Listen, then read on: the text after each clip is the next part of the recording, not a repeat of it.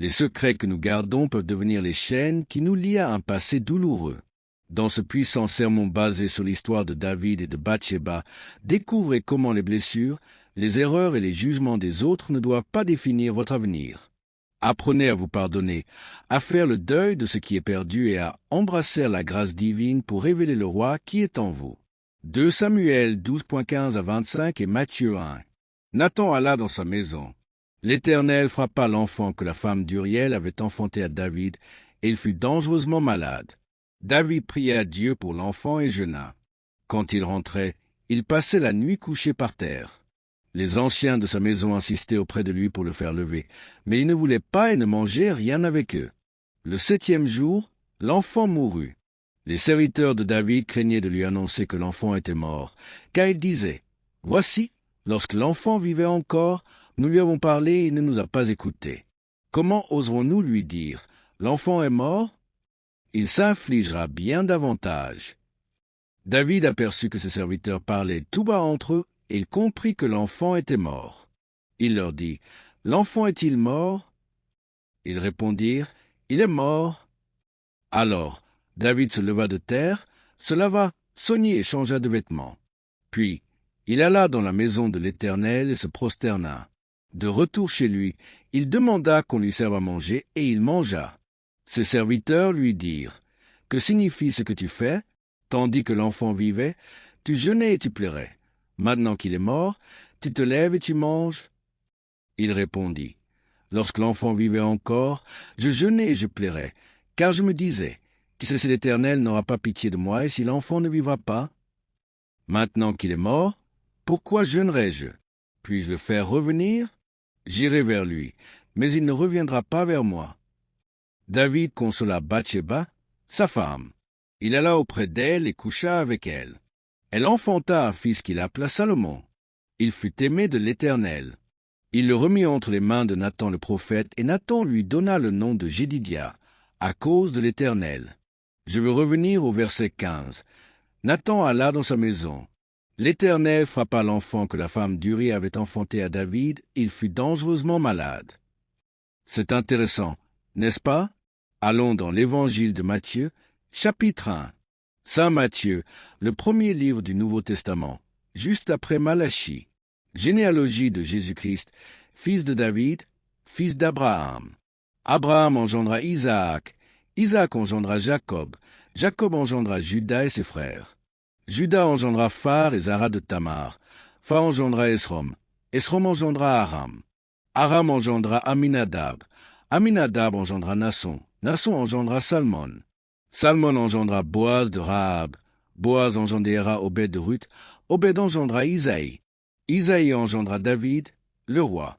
David, le roi, engendra Salomon de la femme d'Uriel. Comment vivre avec ce que vous ne pouvez pas oublier? Mon message d'aujourd'hui s'intitule « Comment vivre avec ce que vous ne pouvez pas oublier ?» Laissez-moi d'abord prier avec vous. Je ne sais pas pourquoi le Seigneur m'a mis sur cette piste. Je vous garantis qu'il n'y a pas une seule femme dans cette pièce qui n'ait pas de secret. C'est une large déclaration, car il y a beaucoup de femmes différentes ici, mais aucune a quelque chose que vous ne voudriez pas que tout le monde sache, quelque chose qui pourrait nuire à la façon dont les gens ou vos enfants vous perçoivent. Je prêche à des convertis quand je vous parle, parce que vous êtes des gardiennes de secrets. Si vous êtes maman, vous êtes une gardienne de secrets. Si vous êtes épouse, vous êtes une gardienne de secrets. Si vous êtes en vie, vous êtes une gardienne de secrets. Et pourtant, peu importe le nombre de secrets que vous avez, il y a certaines choses que l'ennemi utilise pour vous terroriser, vous menacer, vous intimider, vous humilier, vous déhonorer. Comment pouvons-nous vivre avec ces choses que nous ne pouvons pas oublier? Si vous êtes jeune, vous ne savez pas de quoi je parle. Mais si vous êtes en vie depuis assez longtemps, vous comprenez ce que je dis. La vie vous joue parfois de sales tours, et vous devez vivre avec certaines choses parce qu'elles ne se passent pas toujours comme vous les aviez prévues. Les enfants ne deviennent pas toujours ce que vous vouliez qu'ils soient. Vous faites des erreurs en cours de route et vous n'avez pas réussi comme prévu. Et pourtant, vous devez pouvoir vivre avec ça parce que vous ne pouvez pas changer ce qui s'est passé. Ai-je raison? Je veux que vous réfléchissiez dans ce sens pendant que j'enseigne. Parce que j'ai un mot pour vous qui, je crois, vous fera marcher dans la victoire malgré ce que vous avez vécu, malgré ce que vous avez peut-être traversé. Vous seriez choqué par ce qu'il y a dans cette pièce. Mais avant la fin de cet après-midi, je pense que nous allons débloquer certaines choses, et cela vous donnera une grâce et une paix que vous n'aviez pas auparavant. Prions. Père, je te remercie pour l'opportunité que tu m'as donnée de partager la parole de Dieu avec les femmes de Dieu. Que l'onction de Dieu s'étende sur ce lieu pendant que j'enseigne et que la parole soit faite chair dans ce lieu. Au nom de Jésus, nous prions. Que quelqu'un dise Amen. Je ne vais pas passer beaucoup de temps à partager l'histoire de David et de Bathsheba, car la plupart d'entre vous connaissent déjà leur histoire. Bathsheba était l'épouse d'Uri. Pendant qu'elle prenait un bain, le roi a eu un moment pornographique. Il est devenu un peu voyeur, ses yeux étaient sur elle. Il l'a pourchassée, a couché avec elle, puis a menti à ce sujet. Il a échafaudé un plan pour faire croire qu'elle était enceinte d'Uri. Il a fait revenir ce dernier chez lui, du champ de bataille où il était au front avec l'armée d'Israël, pour qu'il rentre chez lui et puisse naturellement coucher avec sa femme lors d'une nuit de congé. Ce serait son alibi pour la grossesse de Bathsheba. C'est intelligent. C'était pas mal. C'était intelligent. Mais Dieu permettra que même les plans les plus intelligents tournent mal pour vous montrer qu'il est Dieu, qu'il est absolu et qu'il a toujours le contrôle. Cela n'avait jamais traversé l'esprit de David qu'Uri lui soit si attaché au point de refuser de rentrer chez lui pour coucher avec sa femme lors de sa seule nuit de congé. Il était si attaché à la char du roi qu'il voulait retourner aussitôt au combat pour se battre avec ses hommes. Sa loyauté a gâché le plan de David. Mais David, ne voulant pas concéder ou confesser son péché à ce moment-là, est allé plus loin et a dit « Eh bien, je vais devoir le faire tuer. » Il a renvoyé au front en première ligne avec un message, et Uri a été tué. J'aimerais avoir le temps de parler d'Uri, car vous devez comprendre que ce n'est pas seulement l'adultère de David qui a fait tomber le péché sur sa propre tête, mais David a rompu une alliance sérieuse avec Uri. J'enseigne souvent sur la façon dont vous devez faire attention à la façon dont vous traitez les gens qui sont sous vos ordres. Je crois que c'est la raison pour laquelle Dieu ne cesse d'évoquer Uri dans la vie de David. C'est la raison pour laquelle Nathan est venu voir David et a dit « Tu avais toutes ces brebis et Uri n'en avait qu'une, et tu as pris son seul agneau. » Parce que le péché de David était contre Uri. Uri était attaché à lui, il avait une alliance avec lui. Et vous devez faire attention lorsque vous êtes dirigeant à la façon dont vous traitez les gens qui sont sous vos ordres, car si vous utilisez leur loyauté pour les détruire, Dieu vous jugera. C'est un principe du pouvoir que vous devez comprendre. Quand Dieu vous met en position d'autorité, il regarde comment vous gérez les gens qui sont sous vos ordres, et cela pourrait être un obstacle à votre relation avec le Seigneur. C'est pourquoi Dieu a dit au mari que s'il ne traite pas bien sa femme, ses prières seront entravées. Je regarde comment tu gères le pouvoir, et si tu ne le gères pas correctement, je vais te malmener parce que tu n'es pas soumis correctement. Entendez-vous ce que je vous dis? Maintenant, vous devez aussi faire attention à ça pendant que Dieu s'apprête à vous élever et à vous mettre dans une position d'autorité, afin de ne pas devenir arrogante et imbu de votre personne au point de commencer à maltraiter des gens qui vous sont fidèles, parce que Dieu vous jugera à cause de cela. Suivez-vous ce que je dis? C'est drôle comme nous pouvons juger les autres et être nous-mêmes coupables de ces choses. À vrai dire, nous avons tous été hypocrites à un moment ou à un autre.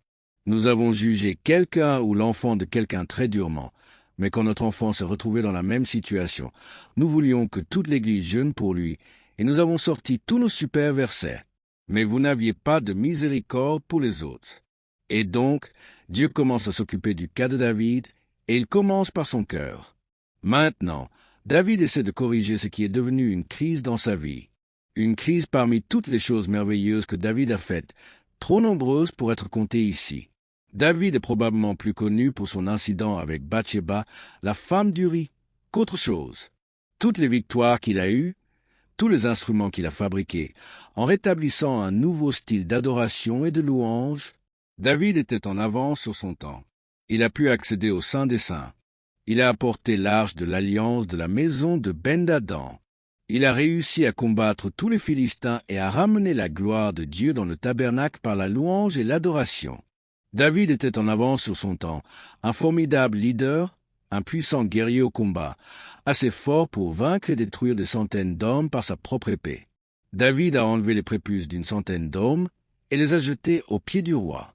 Il était puissant au combat et pourtant assez sensible pour écrire de la poésie, assez créatif pour créer des instruments d'une habileté exceptionnelle. Mais cet incident a gâché toute sa vie. N'est-ce pas drôle comment un moment de faiblesse, de passion ou de folie peut gâcher une carrière explosive et entacher le restant de votre vie, et les gens vous définiront par une seule erreur, mais ils oublieront tout ce que vous avez fait de positif? Il existe une certaine vulnérabilité en tous. Même si tout le monde veut être sous les feux des projecteurs, ils veulent la lumière, mais ils ne peuvent pas supporter la chaleur. Vous ne pouvez pas avoir de lumière sans avoir de chaleur brûlante. Ça va de pair. Donc, avant de vouloir les projecteurs, évaluez d'abord la chaleur, car il y a beaucoup de chaleur sur cette scène. Et David était sur cette scène. Il avait les projecteurs sur lui et il a dû faire face à la chaleur, car on ne peut pas toujours séparer l'un de l'autre. Et tout d'un coup, il est dans une situation où son nouveau-né avec la femme d'Uri est malade, et Dieu dit que le bébé va mourir. David s'enveloppe alors d'un sac et de cendres pour prier contre cette terrible condition. C'est curieux. Quand nous lisons ce texte dans Samuel à propos de cet incident, je continue d'appeler Bathsheba la femme d'Uri. Et chose intéressante, Uri est déjà mort. N'est-ce pas drôle de voir comment quelque chose peut être mort et bien fini, mais les gens en parlent toujours? Ça ne part pas, ça ne part pas. Ça fuit, ça dévore, ça déborde. Et vous essayez de continuer à vivre en disant que tout ça c'était avant, et que vous êtes dans un autre temps de votre vie maintenant. Mais pour quelqu'un, ce n'est pas fini et il ne cesse d'évoquer votre passé. Vous seriez choqué de savoir ce qu'il y a dans cette pièce. Vous seriez choqué de savoir qui est dans cette pièce. Oh oui, je ne parle pas des gens connus. Il y a des gens connus ici. Il y a des gens prestigieux et importants pour moi de toute façon. Tout le monde est important. Mais je ne parle pas du tout de ce genre de choses. Vous seriez choqué de savoir ce qu'il y a dans cette pièce. Il y a des médecins, des avocats, des juges, des experts comptables, des propriétaires d'entreprises, des entrepreneurs, des femmes de Dieu, des femmes qui entrent dans le ministère en plein combat pour le Seigneur, des pasteurs, des épouses de pasteurs, des femmes d'influence, des écrivains, des enseignants exceptionnels. Mais ce n'est pas de cela dont je parle aujourd'hui. Vous seriez choqué par le nombre d'avortements qu'il y a dans cette pièce, le nombre d'expériences lesbiennes dans cette pièce, le nombre d'adultères dans cette pièce, et le nombre de personnes malhonnêtes. Vous n'avez pas vraiment de diplôme, mais vous avez dit que vous l'aviez. Vous avez obtenu le poste sans que qui que ce soit sache que vous n'avez pas obtenu votre diplôme. Vous n'avez fait que prendre des cours de commerce et vous n'avez même pas de diplôme dans ce domaine. Mais vous croisez les doigts et vous prenez l'air important. Mais les gens ne savent pas qui vous êtes vraiment. Vous seriez choqué par tous ceux qui sont venus ici lourdement endettés, fichés, mauvais payeurs, non solvables et qui retiennent leur souffle à la caisse, car ils ne savent pas si la carte va passer ou pas. Vous seriez choqué, vous seriez choqué, vous seriez choqué par les histoires laides, étranges, inhabituelles des femmes qui sont enceintes par leur père, leur oncle, qui ont été agressées, violées, maltraitées et ostracisées. Parce que si vous vivez assez longtemps, des choses se produisent en cours de route. Elles arrivent, elles surviennent. Tôt dans la vie, parfois elles se produisent au milieu de votre vie. Parfois elles se produisent parce que vous traversez une crise. Parfois elles arrivent parce que vous avez un chagrin. Parfois elles se produisent parce que vous n'écoutez personne. Il y a 1000 façons de se tromper, mais une seule façon de bien faire. Mais il y a 1000 façons de se tromper, et n'importe lequel de ces chemins peut vous mener sur le mauvais chemin. Et vous seriez surpris de voir que, quand vous traversez des choses et que vous réussissez à les dépasser, chaque fois que vous essaierez d'aller au-delà, quelqu'un vous les rappellera. Quelqu'un mentionnera ce problème ou citera votre nom avec ce problème. Et ici, dans ce texte, cette femme est maintenant la première dame d'Israël. Elle est en position de proéminence. Elle a des chariots qui la font entrer et sortir. Elle a des médecins à sa disposition à tout moment. Elle est arrivée dans un lieu de prestige. Elle est maintenant mariée à l'échelon supérieur d'Israël. Elle a maintenant un tailleur pour confectionner toutes ses tenues et robes personnalisées. Ses chaussures sont faites sur mesure, ses bijoux sont fabriqués et conçus de telle manière qu'être l'épouse du roi signifiait que même lorsque vous mouriez entouré de bijoux, de richesse et de majesté. David était riche. David était important. David était influent. Elle était privilégiée. Elle était au sommet. Et même au sommet du succès, il appelle toujours la femme d'Uri. Que faites-vous quand vous y êtes? Quand vous êtes enfin là où vous vouliez, vous êtes enfin arrivé, mais quelque chose que vous avez dans votre passé menace de contaminer où vous êtes maintenant. Que faites-vous quand les gens ne vous laissent pas continuer et ne vous laissent pas oublier? Maintenant, vous vous retrouvez dans une situation difficile, car ce qui a été enfanté dans le péché est maintenant malade et en décomposition. Lorsque David apprend que le bébé est en train de mourir, il s'enveloppe dans le sac et la cendre et il commence à prier. Il commence à intercéder. Il commence à aller devant Dieu pour lui demander de redresser ses crises, car c'est une crise terrible dans sa vie. Et pendant que David jeûne et prie, il entend que l'enfant est mort. Mais ses serviteurs ne veulent pas lui dire que l'enfant est mort parce qu'ils pensaient, s'il a fait tout cela avant la mort de l'enfant, quand il l'entendra, il deviendra fou furieux, il va péter les plombs. Ils pensaient que David allait péter un câble, devenir fou et partir en crise de nerfs. Et quand ils ont annoncé à David que l'enfant était mort, David a dit, « D'accord, très bien. Laissez-moi me laver le visage, me joindre d'huile, changer mes vêtements et manger quelque chose. C'est terminé. » Mais ce n'était pas fini pour la femme d'Uri. C'est intéressant de voir à quel point les hommes lâchent beaucoup plus facilement les choses que les femmes. Vous verrez très rarement un homme amoureux de quelqu'un qui n'a pas vu depuis 5 ans et qui continue de croire en Dieu que d'une manière ou d'une autre, ils vont se remettre ensemble. Laissez-moi vous dire quelque chose, mes sœurs. Nous les hommes, nous pleurons dur, mais nous ne pleurons pas longtemps. Nous faisons une crise, nous disons que nous ne pouvons pas vivre sans vous. On étouffe tellement nous sommes bouleversés et nous ne savons pas ce que nous allons faire si vous ne revenez pas. Tu dois me revenir, je ne peux pas vivre sans toi.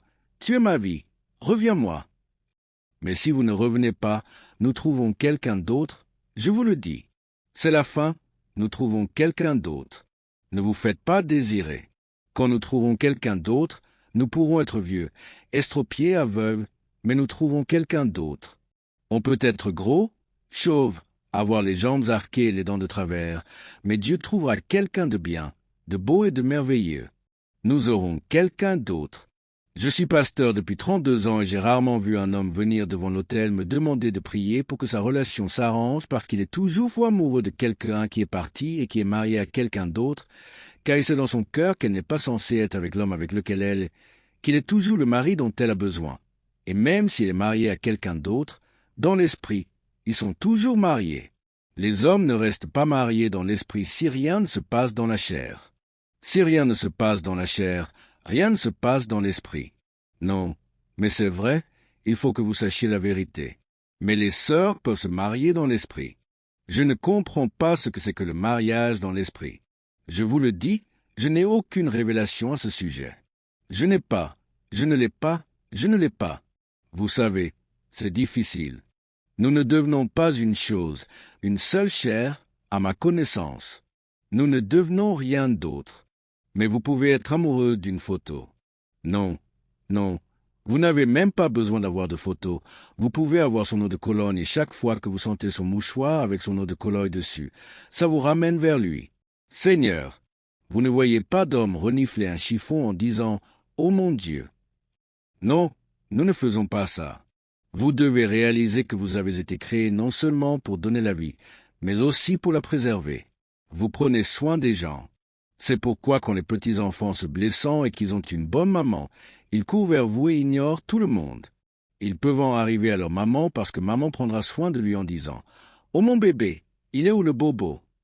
La maman prend soin. Elle a une poitrine. Elle vous nourrit. Le bébé vit de son allaitement. C'est une nourricière. Elle n'est pas seulement une donneuse de vie. C'est une nourricière. Et c'est une chose merveilleuse quand nous parlons de bébé, mais c'est une chose terrible quand vous commencez à parler de blessures. Parce que de la même manière que vous nourrissez la vie, vous nourrissez la douleur. Et quand la douleur descend en vous, si vous ne marchez pas dans la parole, vous vous accrocherez à la douleur pendant des années, la porterez à vos seins, la nourrirez dans vos reins, et vous maintiendrez ces douleurs vivantes. Vous la maintiendrez en vie parce que vous ne lâchez pas prise. Je ne comprends pas ça. En tant qu'homme, moi, je lâche prise. Je te laisserai, je te libérerai, je me déconnecterai, je te sortirai de ma liste d'amis. Terminé. Au revoir. Nous sommes finis. C'est fini. Je te le dis tout de suite, je n'ai pas besoin de me fâcher. Je n'ai pas besoin de me retourner. Je peux te couper de la photo comme si tu n'y étais pas. Je ne ressentirai aucune hostilité, aucune colère, je ne ressentirai rien. Tu es parti. Je peux oublier que ta maman t'a eu. Je vous le dis, pas de souci. Je peux me libérer. David s'est lavé le visage et s'est oint. Mais Bathsheba était toujours en deuil, et à juste titre. Elle a perdu l'enfant. Elle a fait une erreur, sans aucun doute. Elle se sentait coupable. Elle a eu du mal à continuer à vivre sa vie. Et ce qui se passe la plupart du temps lorsque les hommes conseillent les femmes, c'est que nous pouvons être sarcastiques. « Oh, tu peux t'en remettre, ma chérie. Lâche prise. » Je conseille des couples tout le temps. Je viens de rentrer de Californie. Je faisais une émission avec le docteur Phil qui m'a demandé de conseiller des couples avec lui dans son émission. Il y avait un homme et sa femme qui étaient là. Et l'homme a eu 50 liaisons en 5 ans, et il appelait ça une erreur. J'ai dit, mais ce n'est pas une erreur, c'est une catastrophe. 50 liaisons en 5 ans et elle a eu 3 enfants en 5 ans. Donc, il faisait tout ça pendant qu'elle était enceinte. J'ai dit, waouh, quel effort mon coco. Et lui, il résume et réduit la situation à une simple erreur. Il la regarde et lui dit, en substance, ce n'est pas la fin du monde, passe à autre chose. Mais que faites-vous quand quelque chose est arrivé et que vous ne pouvez pas vous en remettre? Maintenant, cette dame est dans la même situation que Bathsheba. David s'est lavé le visage et a repris le cours de sa vie, mais elle est toujours en deuil. Ce qui est curieux, c'est que son utérus, qui était plein de vie, est maintenant rempli de douleur. Désormais, elle nourrit sa douleur. Vous accrochez-vous à quelque chose que vous devez laisser aller? Vous voyez, avant que nous ne parlions de la façon dont les autres se souviennent, la première chose dont nous devons parler est ce dont vous vous souvenez, vous. Avant de traiter la variabilité du pardon, je vais parler de votre capacité à vous pardonner vous-même. Parce que très souvent, lorsque tout le monde a continué sa vie, vous avez encore cette culpabilité qui se nourrit du sein de votre pensée, vous accrochant à quelque chose que vous auriez dû laisser tomber. La Bible dit que lorsque David se lave le visage, on le sert, il dîne, et la majorité des théologiens disent que c'est à ce moment-là que David a dit « Je suis dans la joie quand on me dit « Allons à la maison du Seigneur ». Point. Lui s'était remis à crier, mais elle continuait de pleurer. Vous seriez surpris par les douleurs secrètes que nous enterrons. C'est incroyable de voir comment rien que parce que vous êtes bien habillé, toujours belle et que vous réussissez dans la vie, les gens vous jalousent. Ils sont jaloux de vous. Ils n'ont aucune idée que sous toute cette joie et cette dentelle, vous entretenez toutes sortes de douleurs, d'injustices, de blessures et d'insécurité. Vous les avez avec vous, mais vous continuez de vivre avec, à sourire, à bien vous habiller et à bien vous présenter. Et personne ne sait que, sous tout ça, vous êtes vulnérable et fatigué, peu sûr de vous, inquiète, opprimé, et vous devez batailler ce qui ne vous aime pas. Tout ça pendant que vous vous battez d'une main et que vous essayez de vous guérir de l'autre main, parce que personne n'a la moindre idée de ce que vous traversez. Suis-je en train de parler à quelqu'un? Dites à quelqu'un, tu n'as aucune idée de ce que je vis. Je souris par-dessus la douleur, j'endure des choses. Tu n'as aucune idée de ce que je vis. Je me souviens une fois, ma femme est tombée malade. Elle a attrapé la grippe ou quelque chose du genre. Elle toussait et reniflait, et en même temps elle préparait les enfants pour l'école, s'occupait de tout le monde, repassait quelque chose pour moi et faisait ses choses à elle. Je lui ai dit, « Tu n'as pas l'air bien. » Elle a répondu, « Je sais, mais ça va aller. » J'ai dit, « D'accord. » Je suis allé faire mes affaires, et environ 2 jours plus tard, je l'ai attrapée moi aussi. Normalement, je n'attrape rien d'elle, car quand elle tombe malade, vous savez, je la mets en quarantaine. Je prie pour qu'elle ait la force de Dieu. Je prononce une parole de foi. Et lorsque nous allons nous coucher, elle regarde à l'est et moi vers l'ouest, et je prie pour sa délivrance. Je ne sais pas comment c'est arrivé. Je suppose que c'était dans un moment de faiblesse. Je ne sais pas ce qui s'est passé. Bref, je l'ai eu. Eh bien, quand je l'ai eu, je toussais. Je ne pouvais pas bien respirer. J'avais la nausée. J'étais affligé. J'étais malade. J'ai annulé tous les rendez-vous. J'ai dit à tout le monde que je n'irais nulle part, ne ferais rien, du tout. Je voulais juste ma soupe de nouilles au poulet. Je voulais ma tétine et ma maman. Allez chercher à ma maman. je suis malade. Et je lui dis, c'est ce que tu avais? Tu te sentais comme ça? Elle a dit, mais oui, mais j'ai continué. J'ai dit, mais pourquoi? Pourquoi veux-tu continuer quand tu te sens si mal? Pourquoi ne t'arrêtes-tu pas? Tu es assez important pour prendre docteur un jour de congé pour te remettre sur pied. Moi, je ne comprends pas comment vous pouvez faire toutes ces choses comme si ce que vous ressentez n'avait pas de valeur. Pourquoi vous devez-vous? Parfois vous devez vous arrêter et dire, attends un instant. Je suis importante aussi et je dois surmonter cela pour continuer ma vie. Point. Je ne sais pas à qui je parle aujourd'hui, mais avant de pouvoir passer au niveau suivant, vous devez vous débarrasser des choses qui sont derrière vous, afin de vous libérer pour poursuivre votre avenir. Je suis fatigué de voir ces singes religieux crier partout dans l'Église, mais elles ne sont pas délivrées. Fatigué de les voir danser, sautiller et hurler, remplis de l'esprit, tomber et parler en langue, tout en étant toujours liés et frustrés. Passons aux choses sérieuses. Je veux voir des gens vraiment délivrés, libérés. Navré de vous décevoir, mais si tous les cris que vous entendez dans ces conférences étaient vrais, les gens ressusciteraient d'entre les morts, des malades marcheraient, des gens liés seraient déliés. Mais parce que nous crions pour des calamités, des catastrophes, des crises, des troubles émotionnels, nous faisons beaucoup de bruit, mais nous ne produisons aucune puissance. Parce qu'avec Dieu, vous devez vous arrêter et vous occuper de certaines choses afin de passer au niveau supérieur. Serrez la main de quelqu'un et dites, « Je veux passer au niveau suivant. » Je ne peux pas avoir des choses qui me tiraillent, me tirent, me carcellent, me maintiennent vers le bas et me tirent en arrière. Pour passer au niveau suivant, je dois être libre, libéré et délié. Gloire à Dieu.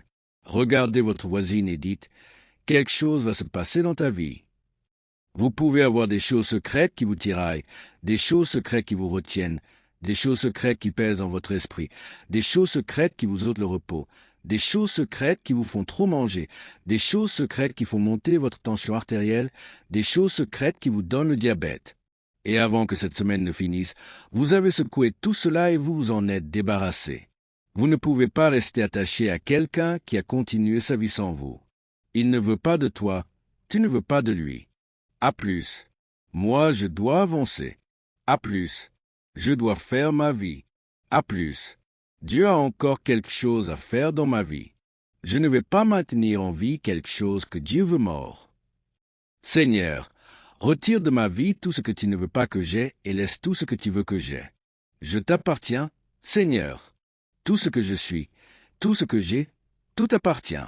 De la douleur à la royauté. Dès que David a pu se ressaisir, il veut désormais s'occuper de...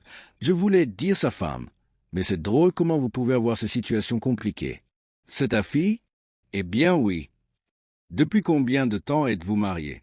Eh bien, nous sommes ensemble depuis un temps, mais nous sommes mariés depuis... C'est drôle de voir comment vous avez ces situations compliquées.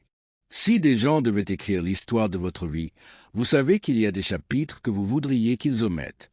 Et c'est pourquoi les gens disent aussi rapidement, « Ça ne te regarde pas », parce que lorsque vous commencez à poser certaines questions et que vous le faites probablement que la conversation, il a touché un point sensible parce que vous avez mis le doigt sur une situation.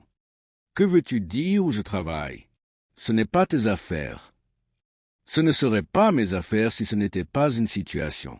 Lorsque vous avez une situation compliquée, vous ne voulez pas en parler.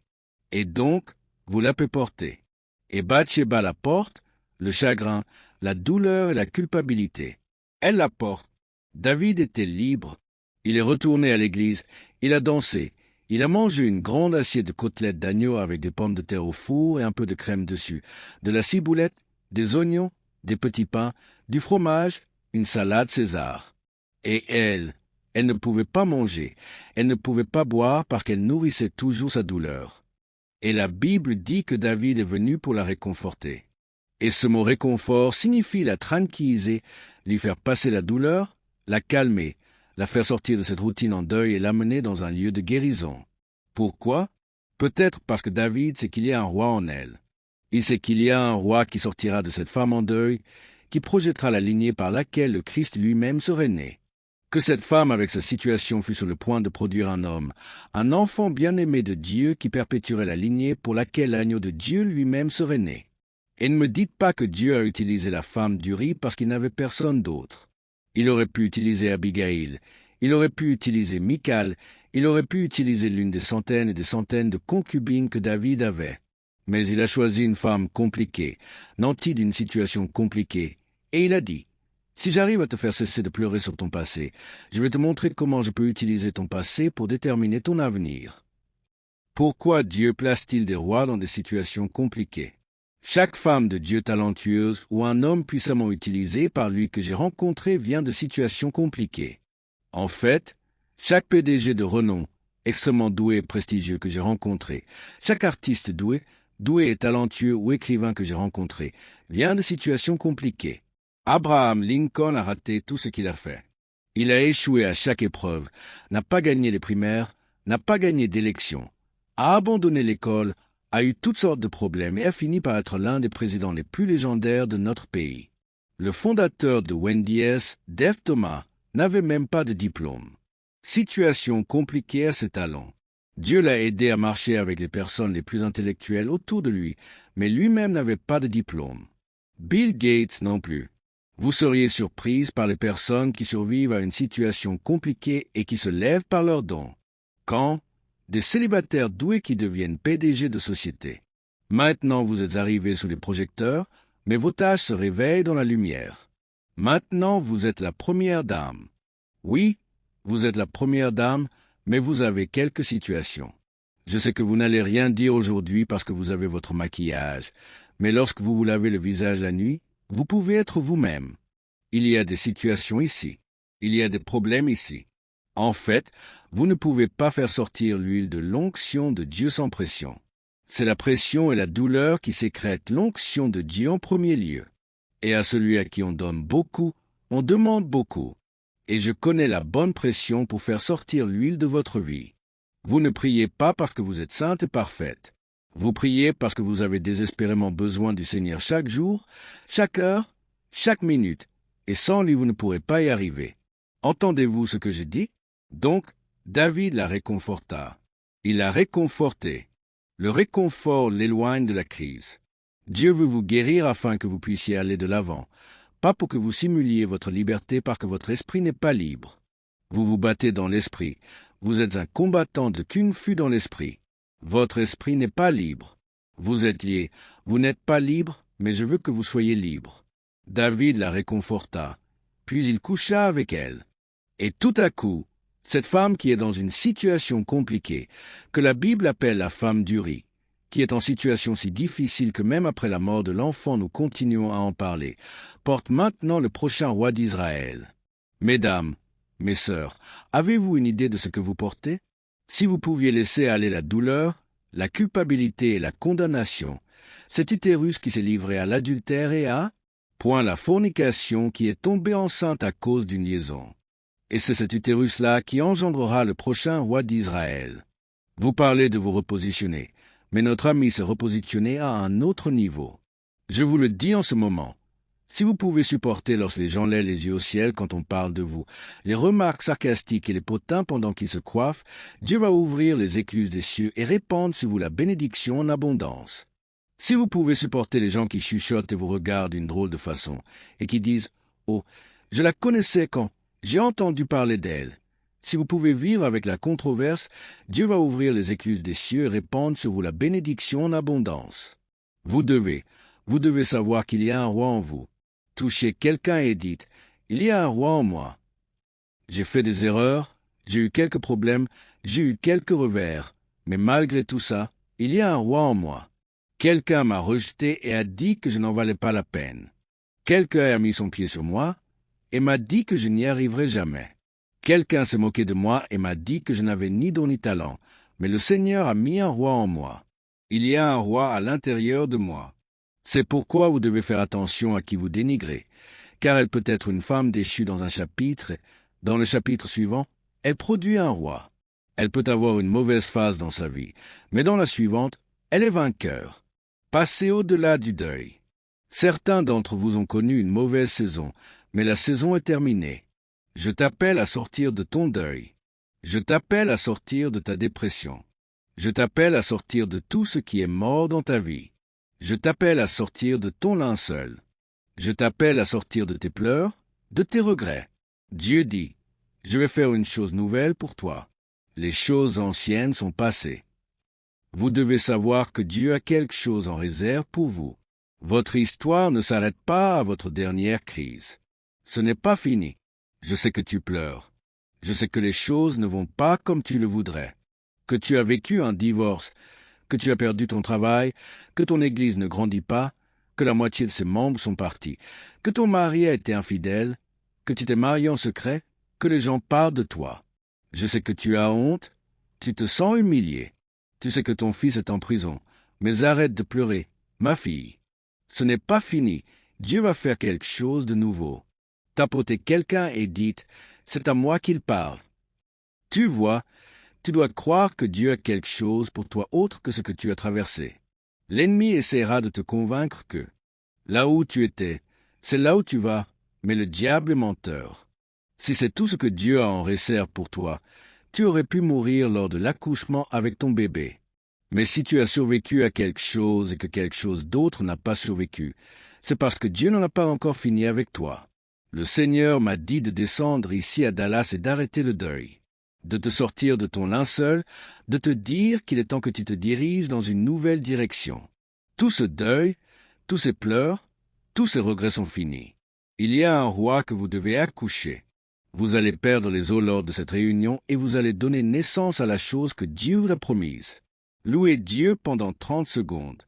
Touchez cette femme et dites, il y a un roi en toi. Vous avez juste besoin de croire cette parole pour votre vie. La bataille des paroles. L'ange Gabriel est allé voir une vierge et a dit, je te salue, toi qui as reçu grâce. Le Seigneur est avec toi. Tu enfanteras un fils et tu lui donneras le nom de Jésus. La première chose qu'elle fit fut de parler de sa situation. Elle a dit, comment cela se fera-t-il, puisque je ne connais point d'homme? Et je vais vous dire quelque chose. Dieu n'a pas besoin d'un homme pour confirmer sa parole dans votre vie. En fait, il ferait exprès de choisir quelqu'un qui n'a pas été aidé par l'homme, de sorte que quand la bénédiction viendra, vous saurez qu'elle vient de Dieu seul et pas de vous. C'est pour cela que ça ne sert à rien d'être amer envers ceux qui ne vous acceptent pas ou qui n'acceptent pas votre ministère, car l'amertume neutralisera la créativité en vous. Quelqu'un ici aujourd'hui doit oublier tout ça. Je ne veux pas être amer, je veux être meilleur. Je ne veux pas être amer, je veux être meilleur. Et Dieu s'apprête à faire de grandes choses dans votre vie. Puis-je aller plus loin? C'est ce qu'on appelle la bataille de parole. Ceci est une bataille de parole. Je veux que vous écriviez la bataille de parole. À chaque étape de ma vie, il y a toujours une bataille de parole. Chaque entretien d'embauche auquel je suis allé, une partie de moi disait, « Tu vas l'avoir ce travail », et l'autre partie disait, « Tu sais que tu ne vas pas l'avoir, ils n'ont jamais été embauchés. » Ces deux paroles se battent dans ma tête en même temps. D'une part, vous avez la foi, vous croyez simplement en Dieu pour des choses surnaturelles, et d'autre part, vous vous dites que vous êtes stupide, bête, vieille, grosse, qu'il est trop tard, que vous n'y arriverez pas. Mais vous devez apprendre à vivre dans la bataille des paroles. Certaines de ces paroles viennent d'autres personnes, des choses qu'elles vous ont dites en chemin. Vous devez comprendre que la victoire n'est pas de leur faire changer d'avis. Ce n'est pas ça la victoire. L'objectif n'est pas qu'ils cessent de parler de vous. Ce n'est pas le combat que tu veux affronter. Alors ne t'attarde pas au milieu de la naissance de ton roi pour répondre à tes détracteurs. Laisse les critiques dire ce qu'ils veulent. En fait, tu as même besoin qu'ils le disent pour que Dieu puisse montrer à tes détracteurs que sa parole est plus forte que leur péarole.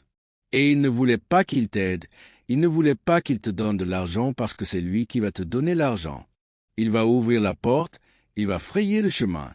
Et ils vont se moquer, ils vont te montrer du doigt, ils vont évoquer ton passé, ils vont t'appeler la femme d'Uri, mais cela ne t'empêchera pas de produire Salomon, car c'est toujours dans le plan. Ça va arriver, mais tu dois pouvoir vivre avec ce que tu ne peux pas oublier. Et je ne connais aucune personne extrêmement influente dans ce pays qui ne soit pas controversée. Et si vous pensez qu'elle n'est pas controversée, déménagez dans sa ville. Un prophète est sans honneur dans son propre pays. Bien sûr, vous allez être controversé. Et même si vous êtes si gentil et merveilleux, ils seront aussi sur votre dos. Alors que pouvons-nous faire? Eh bien, vous vivez avec. Vous vivez avec. Vous vivez avec. Et vous savez pourquoi? Parce que votre témoin est au ciel. Votre dossier est là-haut. Et ce que Dieu a prononcé sur votre vie arrivera malgré et en dépit de ce qu'ils ont dit. Comment vivez-vous avec ce que vous ne pouvez pas oublier? Tout d'abord, vous devez comprendre que Dieu aurait pu choisir une femme plus facile. Il a choisi Bathsheba pour produire un roi à travers elle. Il aurait pu choisir une belle femme, propre et politiquement correcte, mais ce n'est pas ainsi que la grâce opère. Là où le péché abonde, la grâce surabonde. En d'autres termes, la grâce est souvent peinte sur la toile du désespoir. Pourquoi fait-il cela? Je choisis les gens avec qui il y a controverse, afin que la gloire me revienne et non à eux. Il va donc utiliser quelqu'un qui a eu 5 maris et une situation, et l'envoyer dans la même ville où elle couchait avec eux, lui disant « Je vais t'utiliser comme l'évangéliste qui ouvre la porte, qui déclenche le réveil en Samarie. » J'aurais pu choisir quelqu'un d'autre, quelqu'un de nouveau, quelqu'un à l'extérieur de la ville. J'aurais pu choisir quelqu'un dont on ne parlait pas au salon de coiffure. Mais non, je te veux. Et tu sais pourquoi? Parce que je vais te rendre si efficace que si tu n'étais pas controversée, tu serais devenue arrogante. Mais chaque fois que tu es sur le point de t'enorgueillir, tu vas entendre quelque chose qui te remettra à genoux. À Dieu soit la gloire. Quand même il me tuerait, je ne cesserai d'espérer en lui. Seigneur, tu m'envoies parmi les loups. Je suis vulnérable, Seigneur, mais je suis disposé à y aller, car je te fais confiance. Car ta puissance s'accomplit dans ma faiblesse. Donc, il ne cherche pas quelqu'un qui a tout. Il cherche quelqu'un qui est à genoux et qui dit « Je ne peux pas parler sans toi, penser sans toi. Je vis par ta miséricorde. Je peux être détruite à tout moment, mais sans l'Éternel qui nous protège, il nous aurait engloutis tout vivant. Merci pour la victoire, merci pour les épreuves, merci pour la gloire. Et en passant, tu peux compter sur moi pour te louer et t'élever. » Alors il m'appelle la première dame, le nouveau PDG, le manager, la dirigeante de la chorale. Mais Seigneur, tu sais que je suis la femme du riz. Tu sais où j'étais. Tu sais ce que j'ai fait. Tu sais les bêtises que j'ai faites. Tu sais comment j'ai souffert. Donc moi je dis, à Dieu soit la gloire. Y a-t-il des témoins vrais et honnêtes dans ce lieu? À Dieu soit la gloire. Les voici donc, tout au long du Nouveau Testament, prouvant la généalogie de Jésus-Christ. Et il évoque toute l'aristocratie dont il est issu. Il parle des grandes femmes de Dieu, des femmes de foi, des hommes de foi, des gens comme Naomi, des grands hommes de Dieu comme Boaz et Obed. Il parle de tout cela dans la lignée de Jésus et c'est tellement impressionnant, mais vraiment impressionnant. Tous alignés les uns après les autres. Tous les patriarches sont alignés pour prouver l'authenticité de Jésus-Christ. Et quelle mention apparaît-il? On aurait pu penser que le Saint-Esprit aurait essayé de cacher cela, parce qu'il n'était pas nécessaire de la mentionner d'ailleurs. Il ne donnait que la liste des hommes, n'est-ce pas? Ils n'ont pas dit avec qui Obed était marié. Ils n'ont pas dit avec qui Isaïe était marié. Non, en ce qui concerne Salomon, le Saint-Esprit se met en 4 pour dire « Oui, vous savez que Salomon est de la femme d'Uri. » Maintenant, tous ceux qui ont été mentionnés pouvaient marcher la tête très haute, fiers de leur sélection. Mais dans son cas, elle, c'était une autre démarche, les mains levées au ciel et la tête courbée. Elle a dû dire « Merci Seigneur, j'y suis arrivé par ta grâce, par ta miséricorde. J'y suis arrivé par ton pardon. J'y suis arrivé. Je ne peux pas m'asseoir ici et prétendre que j'ai gagné le droit d'y être. Je suis la seule chose qui n'a pas de sens dans cette histoire, mais par ta miséricorde, j'y suis arrivé. À Dieu soit toute la gloire. À Dieu soit toute la gloire pour les choses qu'il a faites. Et voici sur quoi Dieu veut que je vous prépare. Êtes-vous prête pour cela? Toi qui as des secrets, je te dis, je vais te bénir. Je vais faire une alliance avec toi. Dieu a dit, je jure que je vais te bénir. Je vais faire de toi la tête et non la queue. Tu seras en haut et non en bas. Je jure que je vais ouvrir des portes. Je jure que ton don t'emmènera devant des personnes puissantes. Je jure que toute arme forgée contre toi sera sans effet. Je jure que 6 000 tombent à ton côté et 10 000 à ta droite, tu ne seras pas atteinte, aussi longtemps que tu ne marcheras pas la tête trop haute. Chaque fois que tu invoques mon nom, humilie-toi devant moi. Bénis mon nom dans la louange, la gloire et l'adoration, et dit, « Sans l'Éternel qui me protège, il m'aurait englouti tout vivant point. » Nous espérons de tout cœur que ce message changera votre vie. N'oubliez pas de le partager pour qu'il en change bien d'autres. Merci de vous abonner. Que Dieu vous bénisse.